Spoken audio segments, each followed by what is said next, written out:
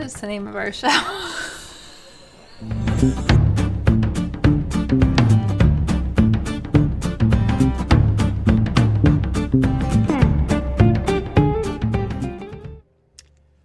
Hi, everybody. Welcome to The Large Glass, where we bring you a new artist every Tuesday night or an art-related theme. Yes. How are you? I'm Todd. I'm Terri. And it's good to see all of you. There's Mom. Hi, Hello. Mom. Always here on time. Always here on time. We are trying desperately to not die in this heat. Hi, Pumpkin Audrey. Hey. Good to see you. So we're curious about how you're beating the heat, and tonight's drinks, I think, are actually themed on the heat. Yes, I think so. They have a refreshing angle to them. I hope so. And look, we got Carolyn Thau, we got Jess Park, Ben Hagenbush, matching shirts. Matching shirts. I knew everybody was going to comment on that. There's John Park. Hello. And Carolyn's on time, which is excellent. That's awesome. Yes, and you're welcome for the shout out last week, John. We really appreciate you as a supporter, and we're sorry you couldn't make that actually, but thank you. We got some stuff to cover tonight. We have a lot of stuff to cover tonight. I got to tell you, given where I am, given where we are geographically, and this heat, and the fact that like air conditioners are running full blast, as the time to go live creeps closer, I get more and more nervous that we're just going to have a blackout. Yeah. So, you know, for those of you that are always here at the minute this show starts, if for some reason, because we are in the sticks, this little pub of ours that you see back here, we are really, really deep in the woods. It's beautiful, it's quiet, but the power goes out a fair bit. Now, we have been very lucky in the last 43 episodes. Yes, we have. To have, I shouldn't even say this out loud. No, we're not going to put that energy out there. Yeah, Ben's going, don't say it, don't say it, and he's right. He's right. Yeah. I'm not gonna say it. We're not going to say it. So, regardless, if for some reason we're not here, you know that I'm somewhere desperately trying to get a message out to all of you that says something's wrong. Yes.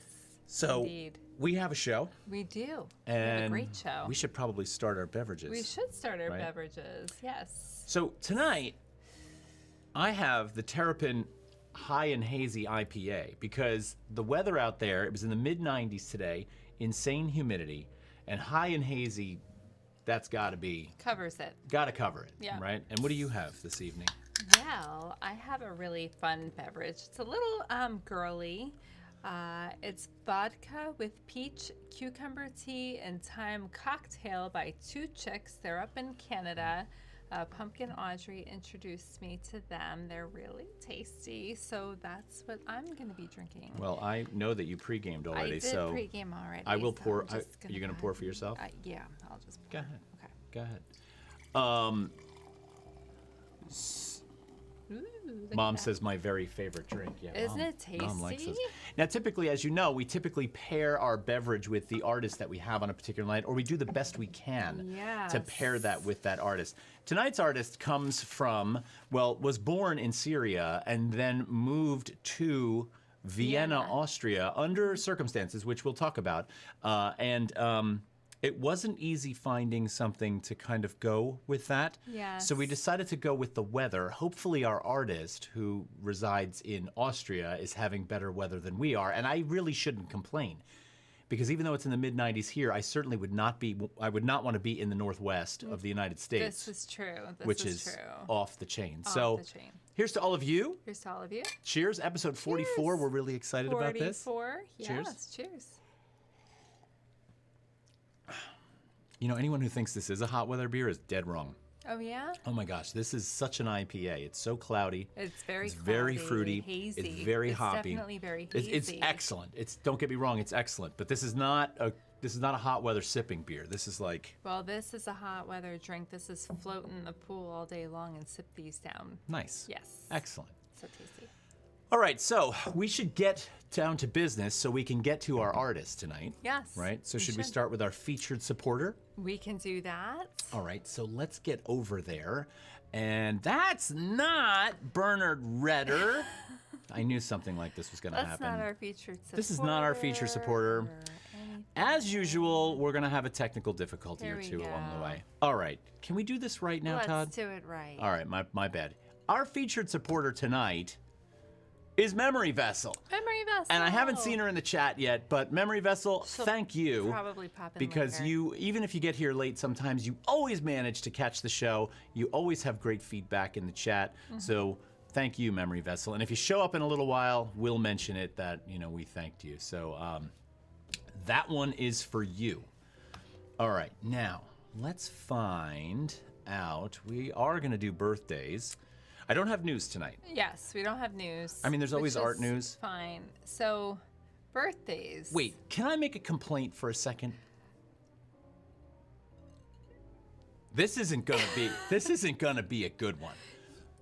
Is it about how birthdays are this week? No, it has nothing to do with birthdays okay. at all. It has to do with art news. Okay, what? Okay, and specifically art news. Now, art news is a big rag. It's a big magazine publication. It has a very big online presence. And when I want to present art news to you, I often go and scour different art news websites for information on, what I could bring to you. And don't get me wrong, I appreciate that there are publications out there that are sort of, tackling this information, right? That's important stuff. But here's what bothers me, okay? And this wouldn't be the show if I didn't talk to you about what sometimes bothers me. What bothers me is most of what comprises the news in these publications is how much art is selling for. Christie's sold X painting for 32 million, whatever the case may be. And I really am having a hard time with this fact that what propels art and the interest in art in this country is how many millions of dollars this market is fetching for this stuff. And I really want this show, or I don't care, not even the show. I personally am the antithesis of that, economically speaking. I cannot allow that to be the primary driver of why somebody would take interest in this in the world of painting or the world of sculpture. It infuriates me, and every time I turn on one of these websites, this is what I get. Or I'm faced, and don't get me wrong, they do a really good job of covering other things. Yes. But that Salvator Mundi Da Vinci painting. Oh, correct. That when David Hockney sold his painting, that was all over the. But you know what? That's the fascinating stuff. That's intriguing to me when these paintings go for millions and millions of dollars, and maybe back in the artist's lifetime they were nothing, So Sure, but what we have to remember is, okay, while there is probably a moment where that artist, long gone, their head would probably come off at the idea that something they made sold for more than the country they lived in was worth at the time, right? That of course is a fascinating fact that they might be surprised by, and that might be some indicator of some level of success, okay? However, when those paintings are bought for those amounts and then they are locked away, I believe paintings should be the property of the public. But isn't the sale almost performance art in itself? Well, sure. It is. It's Banksy sensational. made almost, that. Yeah. He made that happen. It's almost a different type of art, just driving it up. So I don't know. As a naysayer to that world, I'm probably shooting myself in the foot right now as I'm here on camera for the rest of this, show's future, because the day somebody from that world discovers this and sees me talking ill of it, I will probably have. But I always speak to my. You always speak from your heart. I'm gonna That's stop. Good. I'm gonna stop That's talking good. now. All Makes right, it interesting. I'll be quiet. Yes. Why don't we? Birthdays. Want to do some birthdays? Let's do some birthdays. All right. So, birthdays. Last week, it was a little scant. We had, 2 birthdays or something We had like 2 that? last Right. week. So, and one of our faithful... I hate username 67, one of our chat room regulars that you're used to seeing in the chat, has come on board with us and has been helping us fill out our birthday list. Yes, he thought it was a little skimpy. So he sent me a rather... Robust. Yes, very robust list of birthdays, and we had quite a few of them, but he probably added twice as many than I had. And I think we included most of them. I think there were a couple that we couldn't get, which is okay. Maybe Right. we'll just mention them anyway. Right. But yes. John Park says Nyan Cat. I've always wondered how to pronounce Nyan Cat, which Yeah. if you don't know what Nyan Cat is, it's the Pop-Tart cat it's the with the gif rainbow of the coming out Pop-Tart of cat the with the tush. rainbow coming out of its butt, and it's Yeah. kind of making this insane song. Nyan Cat NFT sold for $590,000. It's going to get worse. He says he hates it too. I couldn't agree more. I couldn't agree more. Y'all don't think it's performance art though? No? I like Flux's performance art where you put a bunch of people on a bus and drive them up to Woodstock and leave them in a field and say, that's the event, bye everybody, and then they take Right. off. I think it's I fascinating. think I'm not saying performance it's art great or anything, can of course comment on the way things are in the moment. yeah.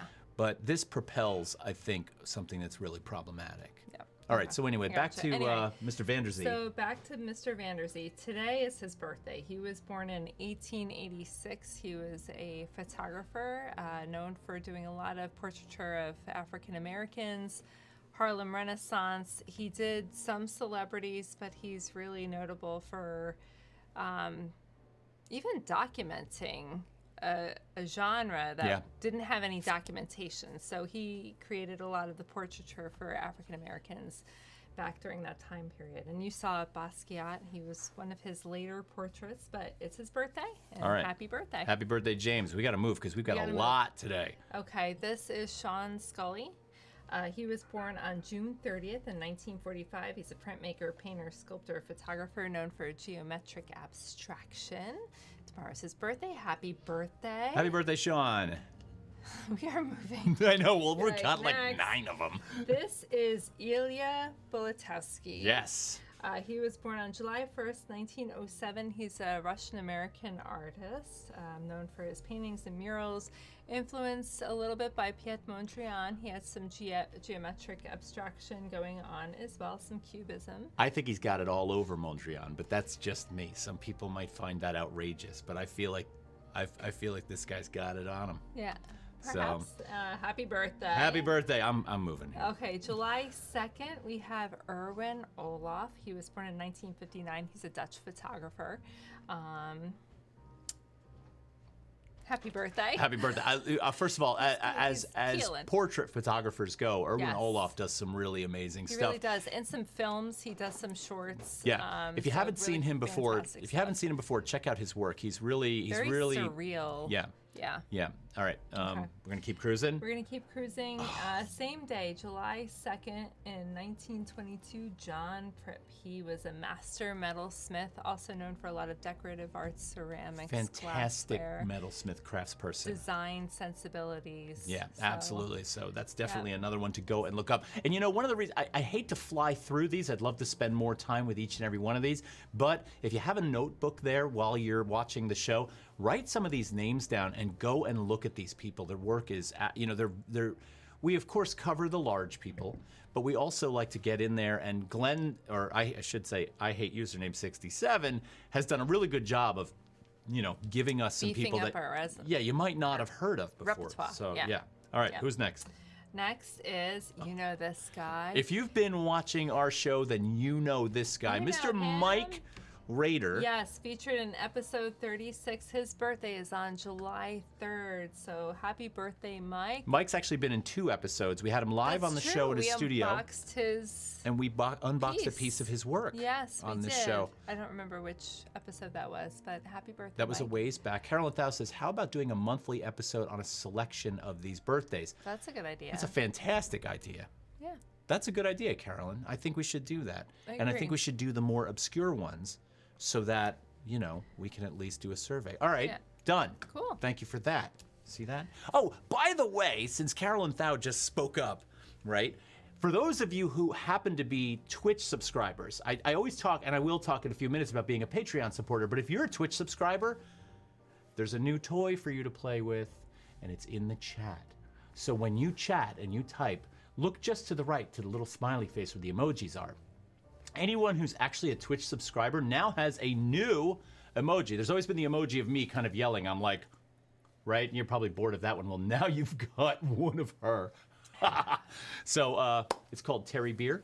And feel free to use it liberally in the chat. Anyway, moving on. Mike Rader. Yeah, I got a few pieces. Happy birthday, Mike. Happy birthday, Mike Rader. Yeah. We love you, buddy. We know that you're upstate right now and probably don't have the actual literal bandwidth to watch the show, but we're looking forward to coming up and seeing you. Yes. All right, so next. Who do we got next? Is July 4th. This is Edmonia Lewis. Edmonia Lewis, yep. She was born in 1844. African American, Native American. Spent most of her life in Rome. She was a sculptor. Brilliant sculptor. Yeah. Yeah. So gorgeous work. Not something that was, I mean, I know that African Americans in the arts in general, in terms of breakthroughs, especially from in any time of, we're talking about underrepresentation, but can you imagine being an African American woman sculptor and having the wherewithal to continue? Yeah, in that time period. Yeah, in that time period. So to me, these works are really special, and I love seeing how brilliantly skilled she was. Mm-hmm. So, all right, Edmonia, happy birthday. Moving on. On July 5th, 1885, Andre Lode was born. He's a French abstract painter, portraits, landscapes, still life.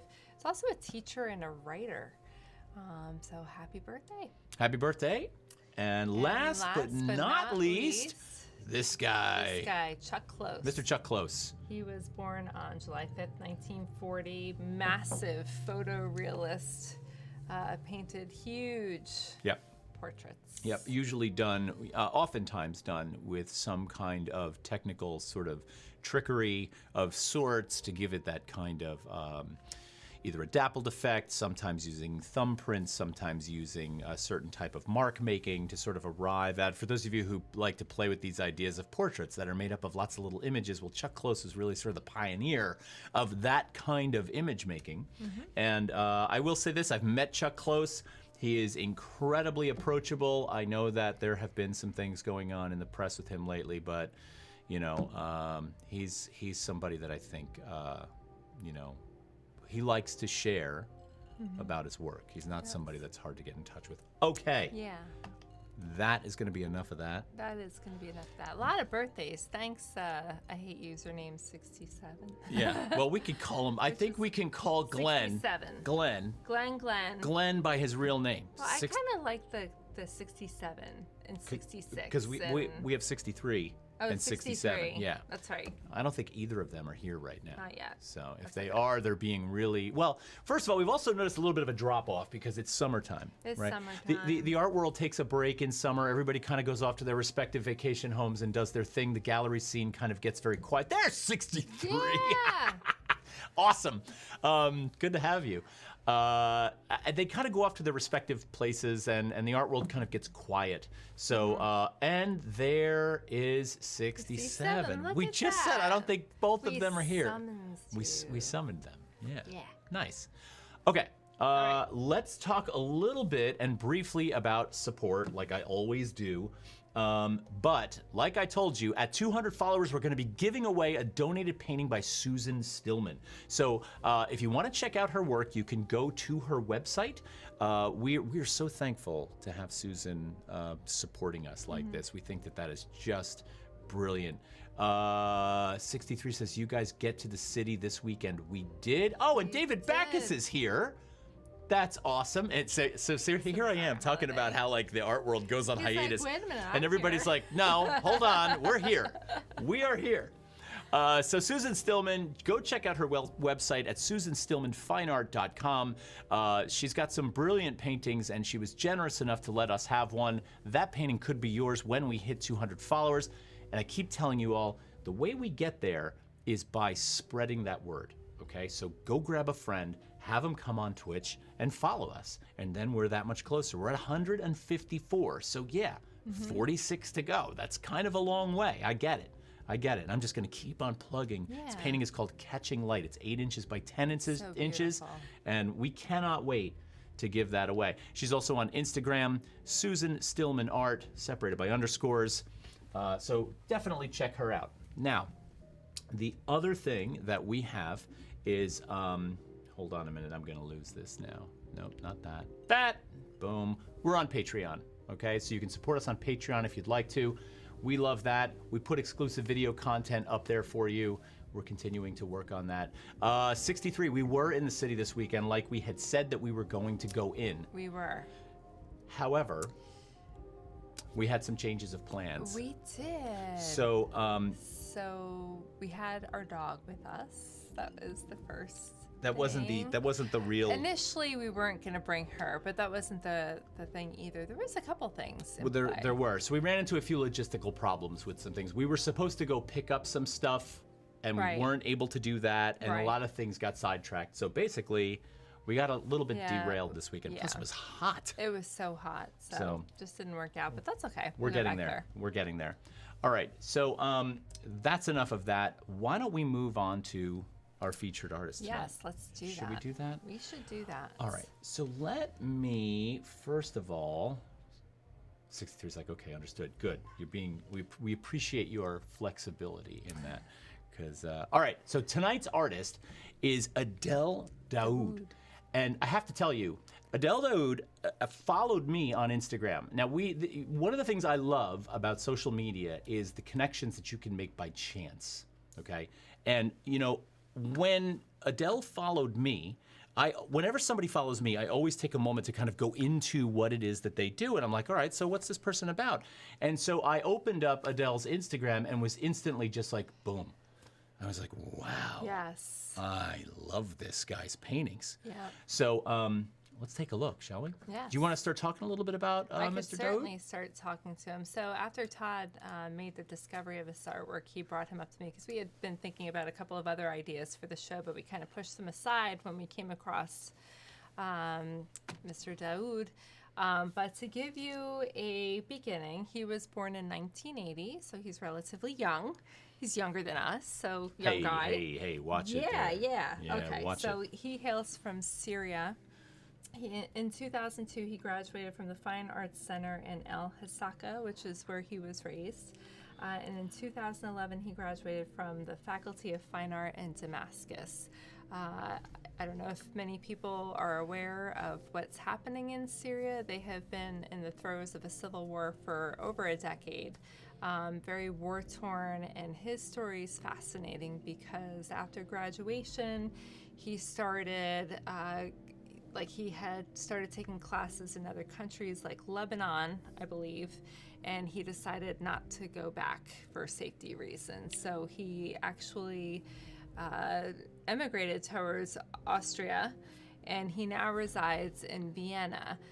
Much of his material evokes some of the turmoil that he comes from in that war-torn state. But not necessarily in the direct way that you think it might. No. So we often talk on the show about abstract painting. And I love making how to look at art, how to look at abstract painting, part of what I teach.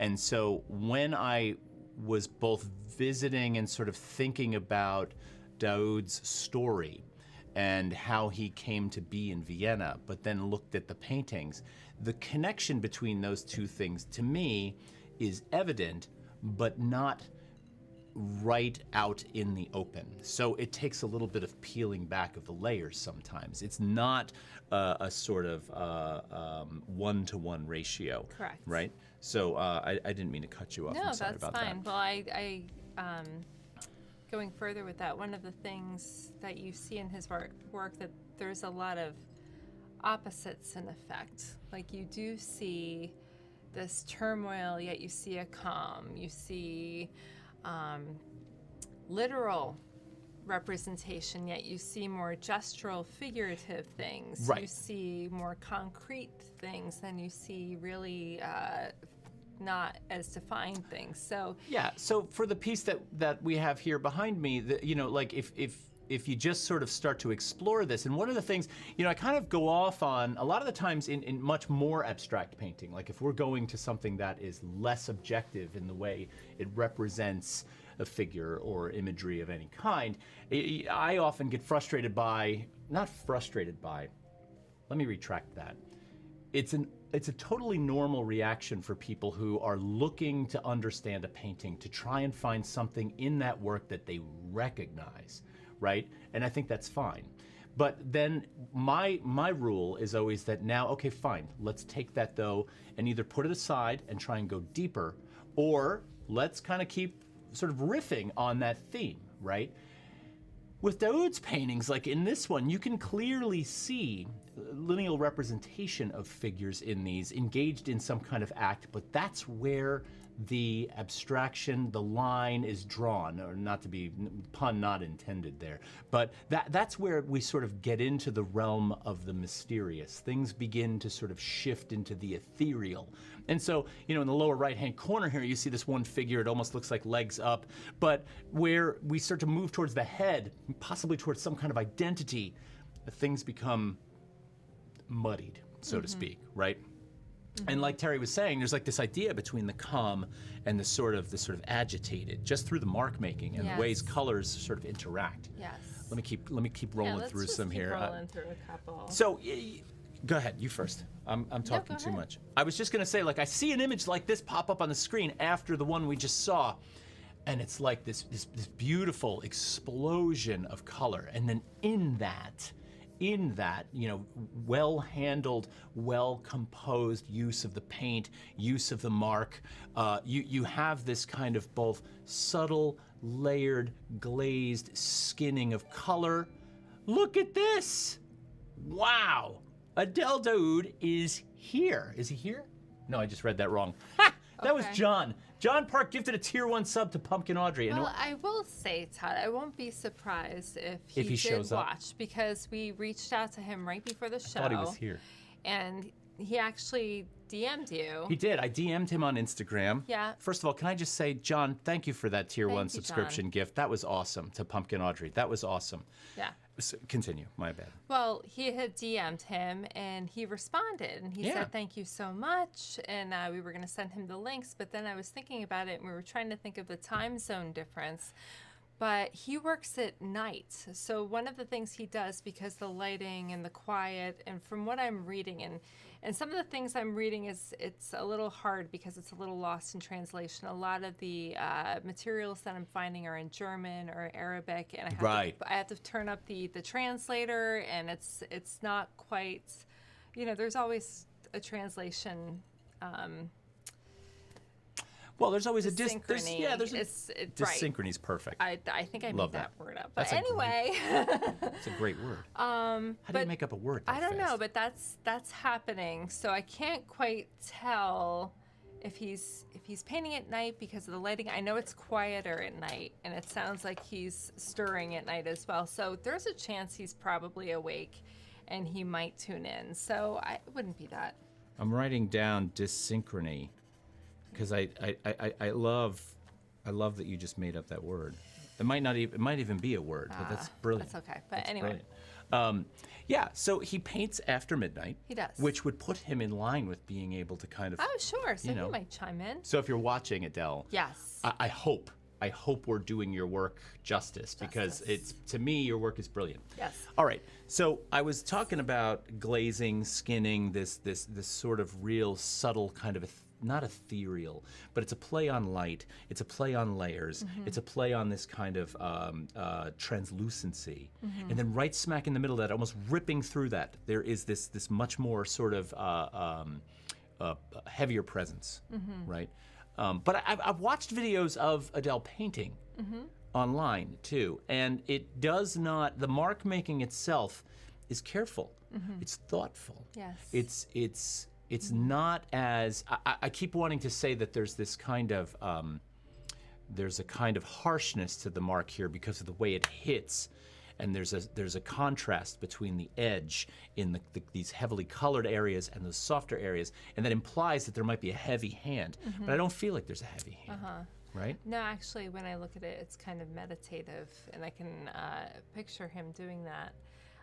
This is oil and acrylic on canvas. It is 150 by 150 centimeters. This was created in 2014. So this is shortly after, I believe, he emigrated towards Vienna.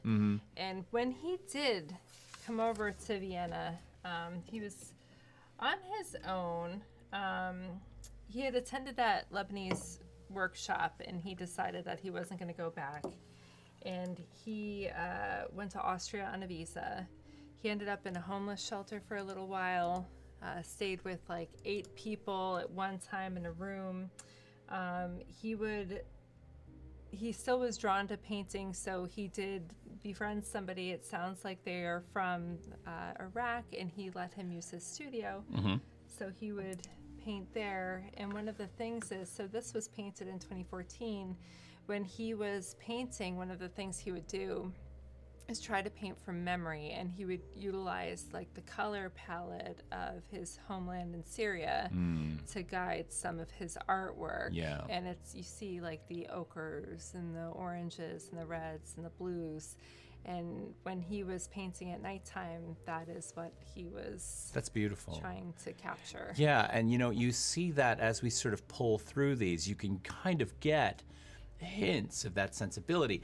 And then when I start to look at the more figurative aspects, not literally figures, but the elements that make up the figure as if it were a figure ground relationship, the thing, right? There is this kind of there is this suggestion in that, we'll call it a figure, in that thingness. There is a suggestion of this kind of journey. And that's, I don't like the word journey, but there's almost, and I also don't like the word transcendence, but there is like this kind of emergence, like something is moving from one point to another point. And I don't want to literalize this about it being all about that struggle to move from one place to another. But you can't help but notice, and there's a couple coming up. As a matter of fact, the next one on the screen here kind of, I think, dictates that, right? So there's this kind of almost this real sort of calm, serene ground as this sort of form tries to move through what almost appears to be like a skin, right? That orange is kind of like this place in the body, and it's almost like, it's like the bowels, right? Well, it's almost his use of color too. You've got the blues and the oranges and that glimpse of red, and yeah, you do see some mimicry of like the human body, but on the other hand, it's like a contained explosion too, with smoke and char and fire. And contained is a beautiful way to put that, because it's sort of all held in tight in that space, Yeah, and just right? look at the way your eye moves around that too. Like those bursts of that red and that heat, like really pull you in. But the funny thing about this is, and first of all, one thing I wanted to say at the beginning of this show, and this is a total aside right in the middle of everything we're doing, I really enjoyed having Hamlet Dobbins on last week. Yes. Right? We had Hamlet Dobbins live in the studio last week, and he was brilliant. And I have to say, just in terms of having an artist to talk to on the show, he was an absolute delight. I had such a good time talking to him. And if you didn't watch the show, Hamlet's process, and this is something I'm really interested in, is how the artist brings the thing they're making into existence. Hamlet's process is very different from Adel Dauood's process in that the Hamlet sort of composes before he comes to the canvas. Yes, he does the little mock-ups. Right, and then when he gets to the canvas, he's basically recreating the mock-up. Whereas it seems to me, through some of what I've seen in Adel Dauood's painting, it is a call and response. It's a mark and then a response with another mark, and a consideration about, I'm not saying that it is all done intuitively, but I believe that Adel Dauood as filter for what it is that's going on that canvas. Well, I think he makes no bones about it. It's very expression-oriented. Sure. And even in process, because he even proclaims that he's a neo-expressionist, and this is the way that he works. So, I think he's physically engaging with his paintings. Ben says, I love the colorful, chalky texture of these works. Yeah. Yes. And we were just talking about this, Ben, before we came on camera, because one thing that stands out to me as someone who paints is, as you go through his lists of materials, oftentimes, not on every one, but oftentimes it will say oil and acrylic on canvas. Now, that's a tricky spot to work in, because as paint goes, you can put oil on top of acrylic. You can't put acrylic on top of oil, right? That's just not, that's taboo. It's going to create problems for you down the road, especially from an archival sense. And Hamlet Dobbins last week on his show talked about how when he shifted from oil to acrylic for the sake of his health, having acrylic was like having a highly charged device in your hand because of the way the pigments reacted in that acrylic. And so bright. And so bright. It was something he had to tame.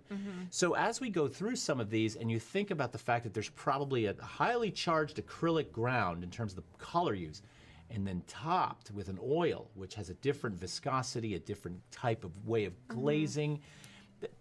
I'm really interested in the way those work. And your choice of words there by saying chalky, it really quite nice. That's right on the money. Pumpkin Audrey says, what is the size of the painting? So this one is 130 by 130 centimeters. This one was done in 2015, so this one's after he's in Vienna. This is also oil and acrylic on canvas. Right. So I am just doing the conversion of 130 centimeters to we're inches. So that it's about 51 inches. So we're somewhere around the ballpark of 4 feet by 4 feet. So these are not small. This is a really good sized piece. And keeping with that theme of this kind of, there's this ground plane, and then there is this I almost even want to call it like a vessel, but there's like this organic form that some kind of turmoil resides within, right? And so that's what I'm referring to as the figure, for lack of a better word, you know. And in this one, things are starting to break out. There's a little bit more of a referential kind of figure in this. You can kind of see the hairline. You can see the head of a person popping up from underneath this kind of. There's a leg form. So there's a presence here that sort of teases you into pushing towards a narrative, but then it immediately is obscured. It immediately is pushed back. It's almost like the identity of the thing exists and then it doesn't exist. It's there and it's gone. Which is, you want to talk about this one? Well, this one is also oil and acrylic on canvas. This one was done a little bit later, 2016. Everything's in centimeters, so 130 by 140 centimeters. This so is about roughly 4 the feet, same, a little over 4 feet. Size. Yeah. Yeah. So, go ahead. Sorry, you were going to say something.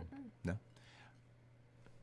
John Park says there's definitely a whole body in there, though. Yeah. Yes. Yeah. But then that body is consumed by this other... By these marks. Right. Yes. Right. The line work. This kind of...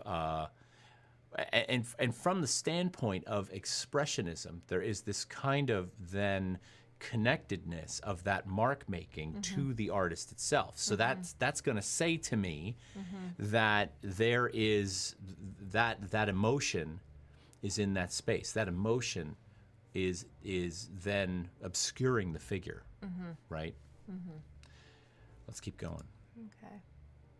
You know, there's also this kind of interesting thing that begins to happen in a piece like this that I'm interested in the way in which the planar shift, the play between forward and back begins to sort of happen. And so a lot of that mark making now, when it's not contained within that organic form and it's more free floating in this ethereal space, it's allowed to come forward. It exists in the background, and then it kind of comes and goes. And that other space, it's almost like, and when you look underneath that ethereal space and see some of the marks that exist, you realize that there's a thing there, and then he's choosing to obliterate that thing or obscure that thing or cover that thing. Yeah, and I'm actually blowing this one up on the screen a little bit here. This one's really fascinating because when you're looking at it, and it's not as blown up, it's got some like landscape references. It looks like you're looking off in the distance. To me, there's like a perspective shift. It might be my eyes. But then you start honing in a little bit on some of the finer detail. And in that lower right corner, you start to see this like line drawing of a leg coming out. And then there's like a hand up above, but you see like little red fingernails on it. And there's like all these really wonderful little pieces. There's some flesh tones in there. There's a certain violence with the mark making with the black, and then this this obscuring with the white paint as well. I'm really reluctant on the word violence, and I don't want to correct you. Like, I mean, what you're reading into this is fine, but when I see those types of marks, I try to imagine. There's an energy in there that is Absolutely. not calm. So Absolutely. when I say violence, that's what I mean. And not to mention, he's got these hints of red in there, Well, which also mesh with that mark making. So it doesn't look like peaceful, you know, and especially with some of the dripping going on as well. Like the way that he's choosing his marks there, I think is really deliberate. So I don't think you can just say, no, that's...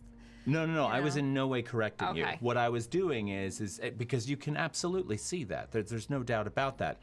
I would like to, at the same time I'm seeing that, consider the idea that there is also a slower fight nice kids from 63. So the dad's in the room.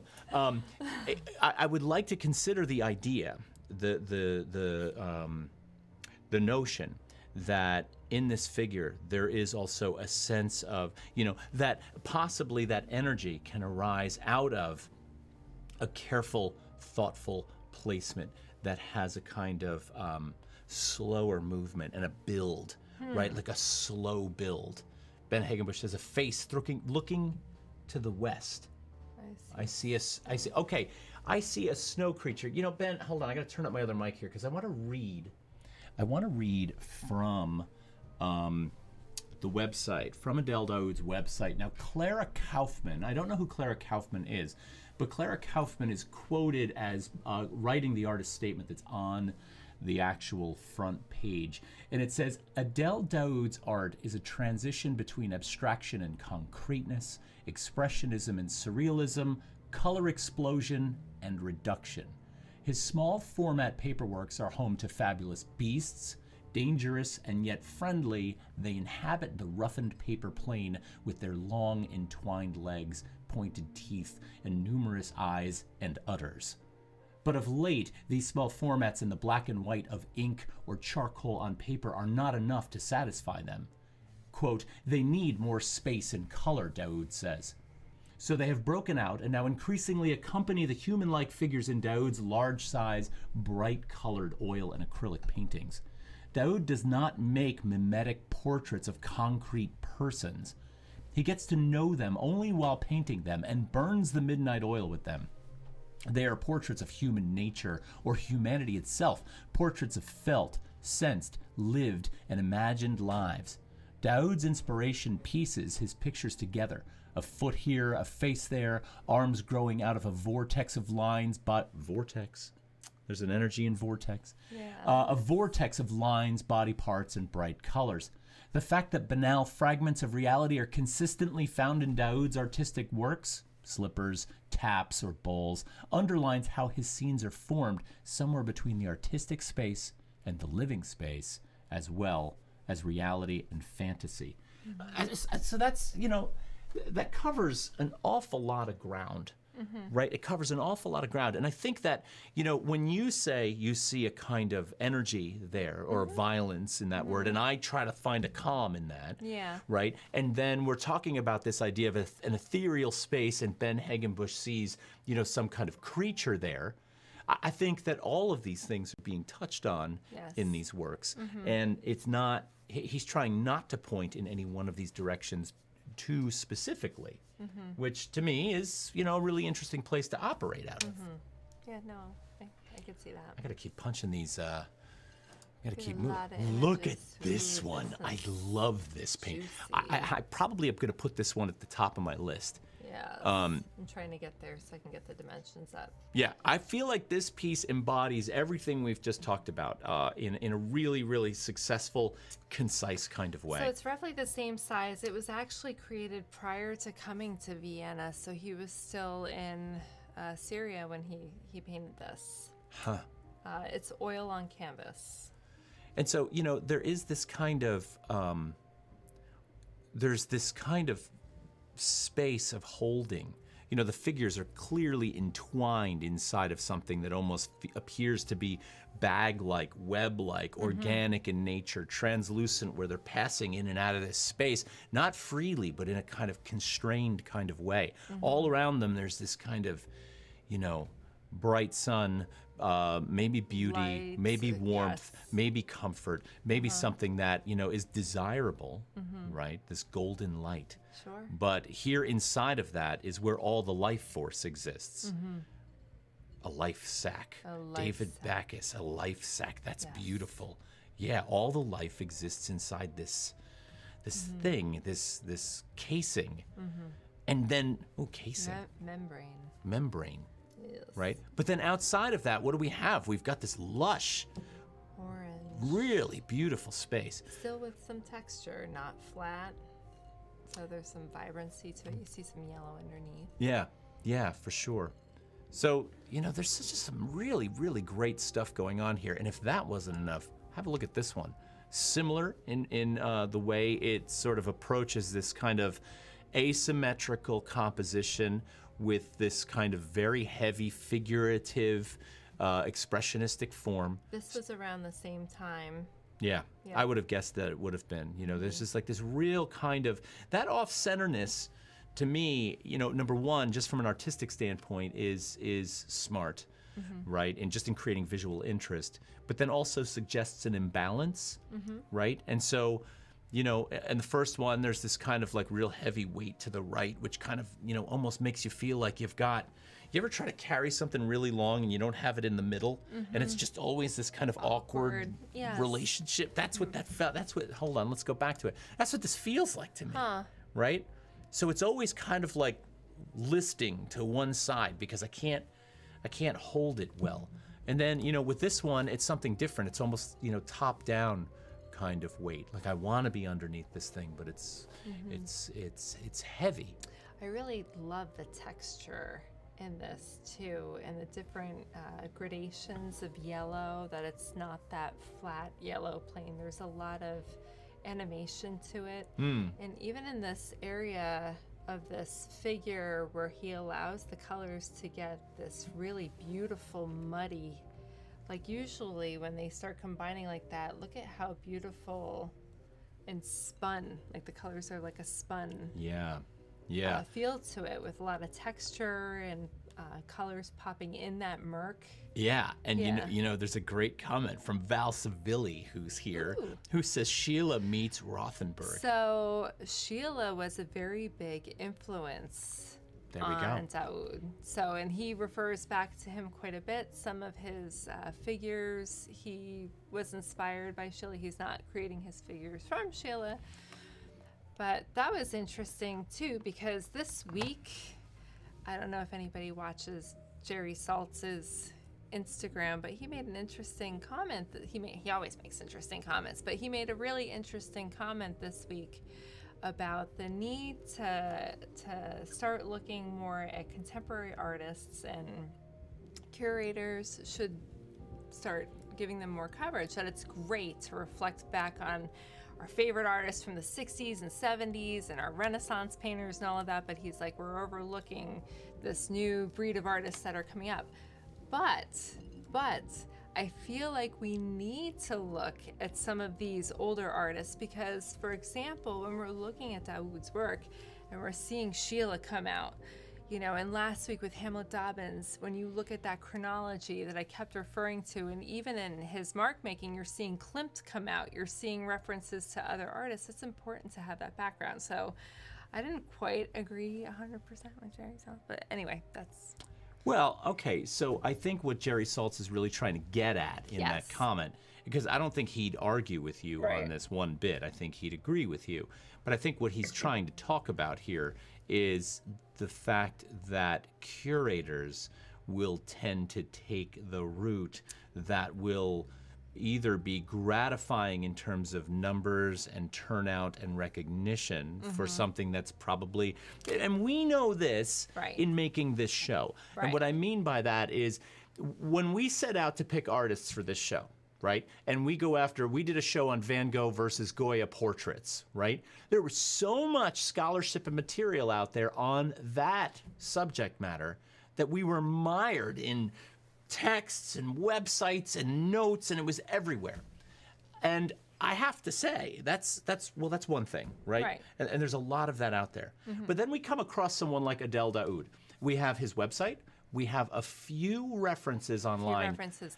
Video, there's one. Very few. There's actually one interview with him, but it's, I believe it's in German. And it was just such a slight glimpse. There's not enough on him. But my point here is that what do we have when we come to Adel Dauood? We have his work. We have his work, and that's, to me, what matters. And it's hard. It's hard to just take the leap and say, you know what, let's just throw 40 of his paintings up and let's just start talking based on the few things we know about him. That's hard. And a successful curator whose career is on the line is probably going to get a lot more recognition for a show that a whole bunch of scholars can pontificate on this particular piece of writing and this particular scholarly paper that was written by this colleague of theirs than they would necessarily by challenging with something new, because it can be harder. That now I'm really making a blanket statement here, and that's not fair. I've known plenty of curators that are really, first of all, very generous towards new artists, right? And also brilliant in assessing that work. But I think what Saltz is referring to is that a lot of the big blue chip shows are really tending towards this same pattern. I guess that's true. Because we're seeing the Alice Neal retrospective and the Calder and all of those things. I don't know. Right. I don't know. I think you need the history, but... Okay, so wait, we were missing a few comments here. Ben Hagenbush says, were these done with a brush or a palette knife? I believe both. From what I could see in the painting video that I saw, it looked like there might have been a palette knife in there. I do definitely see him working with brush. I wouldn't be surprised if he was using a variety of tools to make his marks. John Park says, this is just a thought. Most of the body positions seem to be more akin to death shapes than living shapes. That is interesting. Yeah. Well, perhaps. See, when we were looking at that one painting a couple ago... Oh, I didn't mean to put this up there in response to that. That's okay. And I know with abstract art, like everybody sees something different and, Yeah. Well, yes, but when I was looking at that one, it looked very much... Which one? This one? The demise of, like, an infant or something. So I don't know. That's why I'm saying it's like there's a violence in there. Like, and I know you don't want to. Not necessarily saying I don't want to. I'm willing to explore all of the angles in this, and I'm going back a little ways to this first one that we encountered, and I think John's on the mark in some of these, in that these are not comfortable positions. No, right? And there's so much movement too, because you see the lines gesticulating over each other, like the foot moving. Because they do that repetitive line pattern. So he creates a lot of motion in his... I'll tell you, from the standpoint of a drawing instructor, when we're trying to talk about the line weight and the quality of line and how it represents volume and form, that figure, both of these figures, but particularly the one in the lower right, and the way those legs are rendered is just exquisite. Well, you can almost feel them rocking in a way, Right. But there's also this point on the figure's left leg where that curvature in the ankle rolls into that heel and up into that foot. That's really, really sweet. I love that. And then John says this one and the previous two. So what he's referring to is this one and probably this one and then possibly... This was the one... See, to me... This one looks like some kind of demise, like almost like a fetal demise situation. And I know it's abstract and we're not supposed to put, but there's just so much violence going on, and there is something, I don't know. I keep going back to that. Move on, Terry.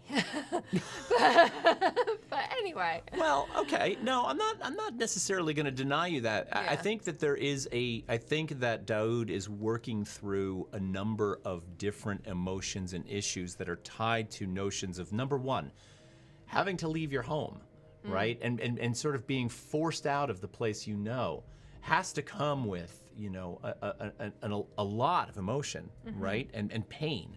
So of course that's going to play out in these works, of course. And then of course this notion that you've probably seen people you know or know of people that have been killed in this. There's been so many people lost in that conflict, in that civil war, that, you know, how can that not creep into your work when you're over 1,000 miles from home and really thinking about that? So this is the one I had popped onto. Is this straight up oil or is this oil and acrylic? I'm curious about that. Look real quick. This one is oil on canvas. John says the other one I 140 by said 140. whole body on. John, I think I landed on that one. I'm not sure. I think that was the white one, but correct me if I'm wrong.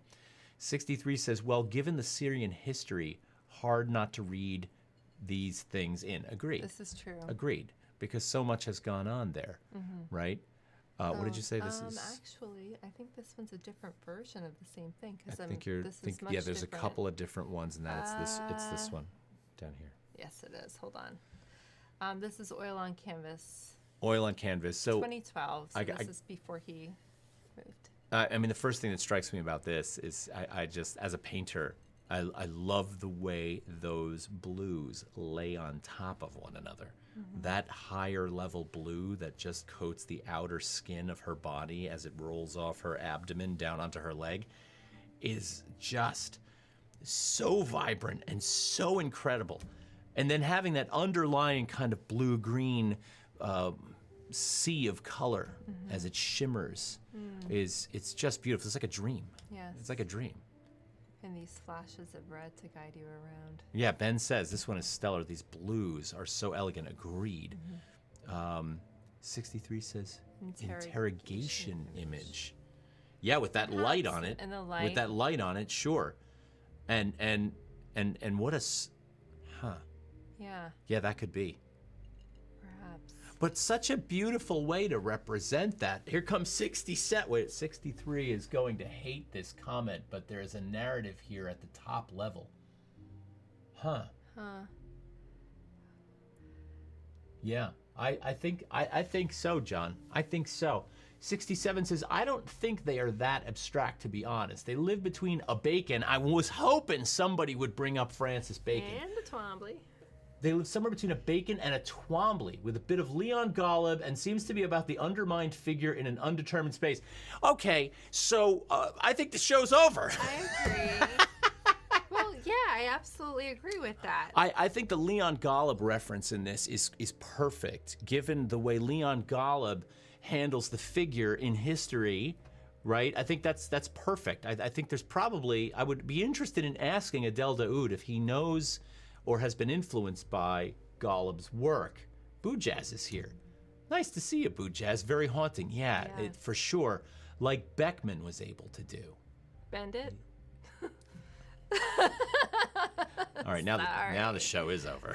Ben Hagenbush. This painting reminds me Would of you like to look one up of the paintings in the Transylvania tour guide book.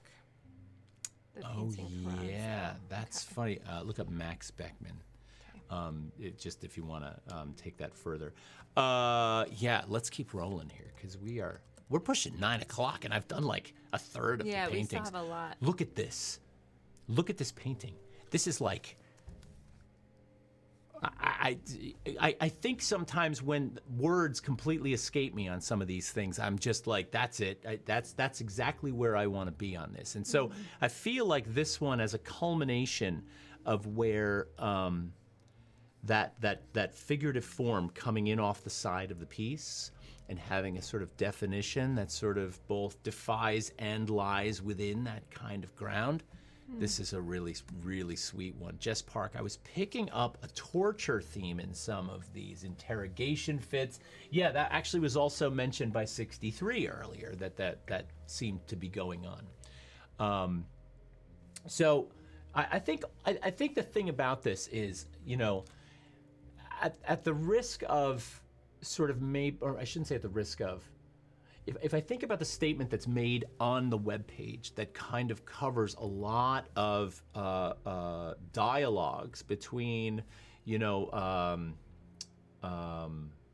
the abstract and the concrete, these sort of opposing situations that sort of both seem to live inside of these painterly spaces. I feel like Dauood is probably one of these people who faced something that he didn't necessarily feel. No, I'm not going to try and understand. I'm not going to try and state what he feels. But I feel like he's conflicted in there, and that he's trying to address both sides of these things, or that he's trying to understand both sides of these things through the paint and through the imagery, right?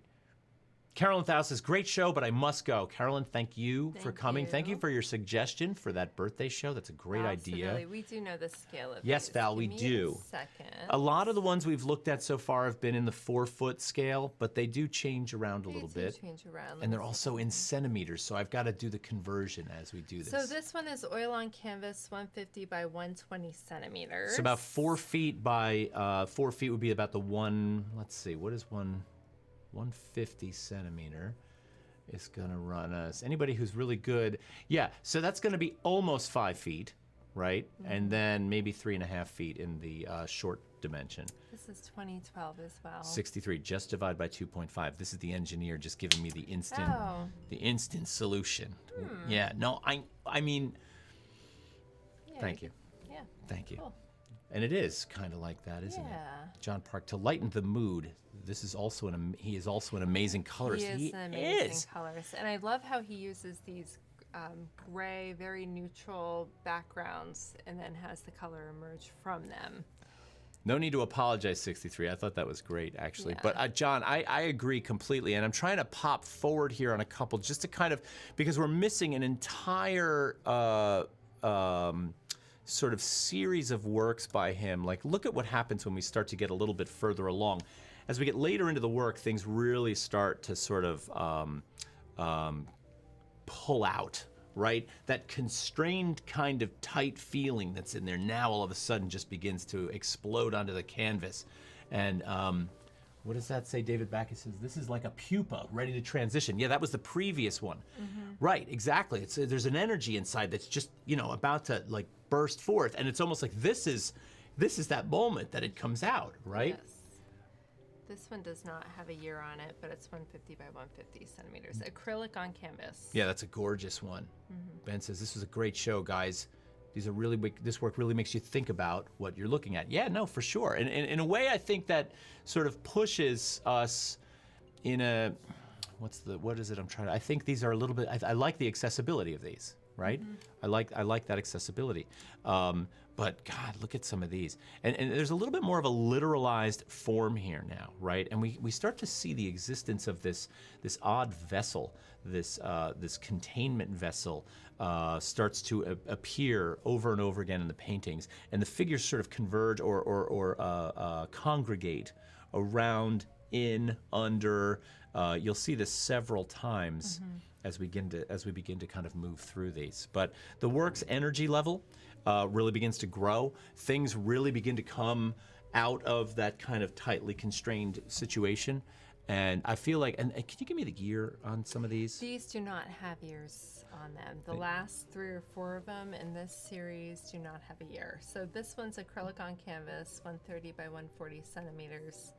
As they go up towards the top, Todd, they just don't have the date. Yeah, so Jess just asked if we're showing these in a particular order. They look to be around 2016. Like that seems to be when it is, so it's a little bit later than some of the ones that we were showing. Yeah, so Jess, to answer your question, on the website, there are dates on some and not on others. So we're trying to make them chronological visually, but I can't say for sure that we're doing that 100% effectively. So that was the best I could answer your question. 63, I like this. I see Chris Kep in these. Yeah. I think we should do a Chris Kep show. We should do a Chris Kep show. Do you have images of his work? We can get them. We can get them. That's a great comment, 63. So we'll definitely, we're gonna work on that. We're gonna work on that. Pumpkin Audrey says, always something encapsulated, safe place. Yeah. Yeah, maybe. And I also think oasis, like, and I hate to be so literal, but like there's kind of oasis here, right? There's kind of this place that everything kind of comes to for it's a focal point. It's a grounding. I don't want to say nourishment, but it kind of has this kind of feeding capacity to the rest of the image. Things kind of come out of it, right? So, but like, look at how these sometimes are more creature-esque too. I don't see so much in the human representation, but more like the animals and creatures. Right. Boojaz says this one's Pia Freeze. Look up Pia Freeze. Can you look up Pia Freeze? I can look up Pia I'm not Freeze. Pia Fries. Is that an autocorrect, Boojaz, or am I on the right track here? We're looking at Pia Freeze or Fries. Oh yeah, Pia Fries. Let's look up some images. This is a Swiss artist, painter. Looking up. Oh, yeah. Yes. Hold on. We're gonna. Oh, I'm not going to be able to pull that We're up not on the gonna be screen able right to pull now. that up? No. That's because our green screen's going to absolutely get destroyed. Could I like face my computer that way, or probably not? The green screen is going to pull out everything that's green and in there. There is quite a bit of green in here. Oh, I like her This work. one. All right, Pia Fries. Is it Fries? Fries, maybe freeze. One time I looked her up and I got all this advertising for fries and hamburgers. Oh. Ben says this one's very tight looking, more refined.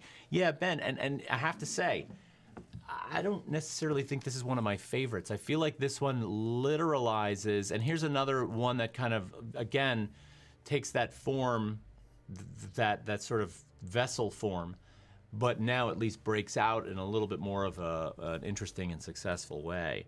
I love this. Yeah, these are great. So it seems like he's kind of coming into his own. He's still borrowing from the earlier language of some of that strife, but it feels like maybe the space that he has now that he's sort of gotten away from the danger that he was in has given him the freedom to kind of now start to explore these forms in a way that he wants to. And I'm completely, sort of being... Yeah, I'm not sure. I think he's still doing some of his more figurative representations too, because I'm looking at this one on my screen here, and that's around the same time period, and you can definitely see some of Sheila. Yeah. In this one here, I don't know if I have that one. I'm looking for that one.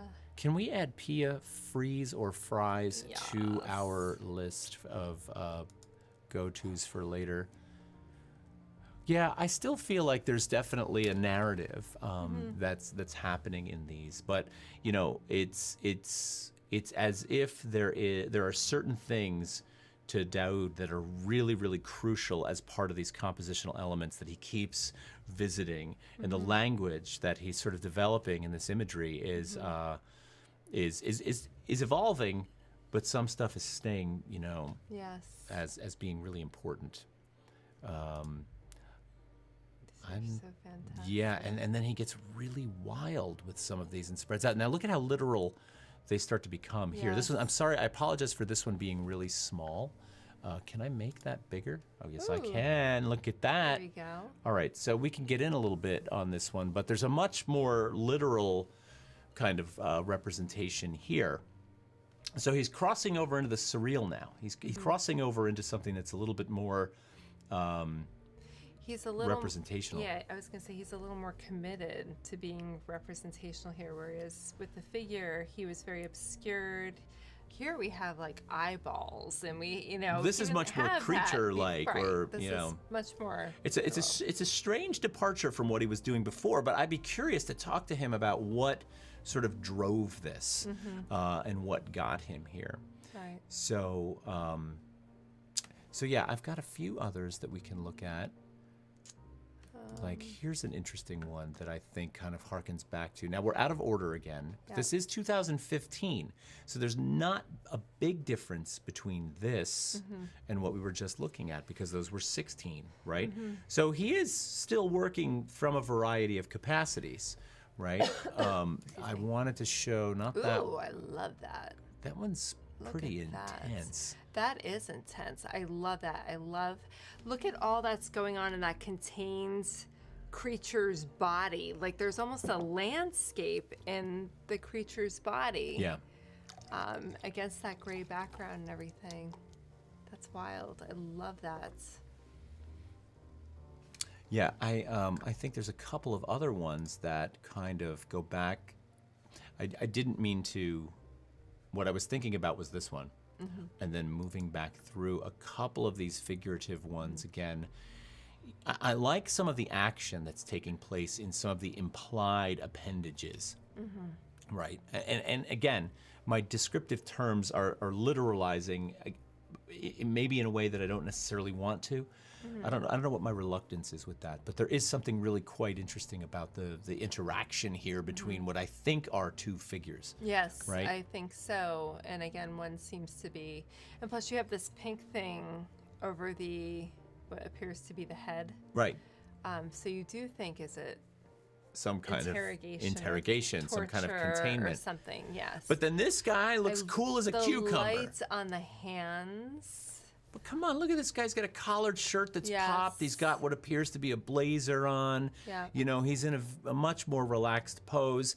And so I can't help but put these two together. Put this one and feel two very, very different things. Very different things. And so, you know, I, again, would love to have a conversation with this guy about what he's working from. That's what makes me worry that, like, you know, I say to myself, I'm like, okay, if and when Adel Dauood sort of visits this video, and here's what we're saying. Are we on the mark? Are we off? Adel, I invite you to please send me an Instagram DM, and I would love to have a conversation about this. I would love to, because I'm really curious.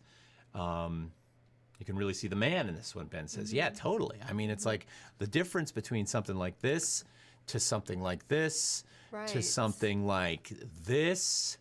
They're very, very different representations of the figure. And when you think about the role of the artist in this and how they're sort of playing with that, it's like at one point, paint seems to be the dominating force, and the way paint works, interacts, and creates space. And in another, you know, it's a lot more about the narrative and this other kind of, there's almost a confrontational stare here. Almost. Right? I'm less able to move in and about this because I'm a little uneasy that this guy is, you know, staring me down in this one. Right. Well, isn't it interesting, though, because the other ones, it's almost like this power imbalance, too. Like the other ones, you almost get the feeling that something's being done to them. And here you're in a confrontation almost with this person, like the power switches. Now you That's feel like, a really good point. Now you feel like he's holding the power, whereas before you felt like the others might have been powerless. Yeah. So No, that's a good point. Yeah. That's a good point. Well, Ben says he looks like Jeff Goldblum. John Park. This one is the only one that feels like the figure is not tortured or grieving in some way. Yeah. I can totally see that. Yeah. He and I think that all comes really from the dress. I mean, that there's that shirt, although that color, that red-orange color. Well, and you don't see too many of his figures look directly at you. Like, this is one of the only examples that we actually see that happening too. Audrey wants to know if that's a self-portrait. I don't think so, Audrey, but let me just double check. I'm almost positive that it's not, but let me just double check. Oh, and plus the other thing is on his website they are not titled. So it's just, this one's oil on canvas, 130 by 140 centimeters, 2016. I don't know. That's my answer. Well, I feel like, you know, Adel Dauood is definitely, from the standpoint of what we do on the show, from the standpoint of what we're interested in kind of talking about on the show, I love this angle of bringing in an artist that comes with very little information, and we get to have a conversation about it. We get to sit down, explore the imagery from the standpoint of, I don't have the audio guide in my ear telling me what to think, right? And this is, to me, where the ideas are born, right? Marcel Duchamp said in his essay, The Creative Act, that it's the viewer that completes the work of art. Without the viewer, the work is not wholly complete, because the viewer's ability to have a conversation about it is really what gives it that 100% kind of completion. And that's what we're doing here. And that's what I feel like we've moved away from as a culture when it comes to work like this. We are so in need of having that served to us as a necessary ingredient to the satisfaction of walking away feeling like you got it. And I'm going to tell you right now, when we turn off this camera, I'm not going to necessarily feel like I got it, but that's what makes me fulfilled, is that I'm going to lay in bed, stare at the ceiling, and ask myself questions about this. And that's what Adel Dauood probably would, I would hope, or maybe not, but maybe that's what he wants. That's what I want. I want to put an image out there that does not make you say, well, this is definitely a 1 and 1 equals 2. Mm-hmm. And now that I've gotten 2, congratulations. I scored well on the test. I can move on to the next piece. I'm not interested in that. As a human being that's curious, painting or art, and on any level, art makes me curious and causes me to ask those questions. And that is what's fulfilling, right? So I love that we're walking away from this with a question mark, mm-hmm. right? And that we're asking in the chat all these brilliant questions, and I'm missing a few of these, but let me see. Very Sheila on this one from 63, yes. For sure. Yes. John Park says, love this type of theme for a show of yours. Thanks. Yeah, I really feel like this is what's valuable, right? And I also spend a lot of time looking at or looking for other shows out there, whether they're podcasts, whether they're video shows, and there are a few that I've found. They're not big shows. But when I watch them, they are very art academia, where there's a talk, there are references, there are writings. And I'm not, as somebody who's worked in academia for my whole career, I'm not necessarily going to negate that, but I also don't feel like that causes us to walk away asking the questions, mm-hmm. right? We're more interested in answering the questions. Val Civilli says, it's so refreshing to a truly honest artist with their angst exposed. Thank you for Dauood. Yeah, yes. I totally agree. 63 says, that's what made me fall in love with Twombly. Took me years to figure him out. Mm-hmm. And that's it, right? That's what it's about. Yes. Val Civilli says, to see a truly honest artist. Mm-hmm. Perfect. I will say that he's prolific.